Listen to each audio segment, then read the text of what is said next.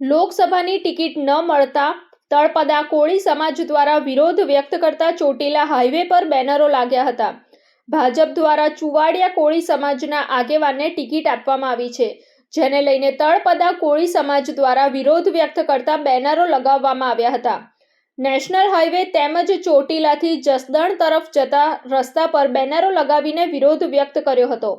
હાલ કોંગ્રેસ દ્વારા તળપદા કોળી સમાજના શિક્ષિત આગેવાનને ટિકિટ આપવામાં આવી છે, તો હવે લોકસભા ક્ષેત્રની જનતા શું નિર્ણય લે છે તે હવે જોવાનું રહ્યું છે।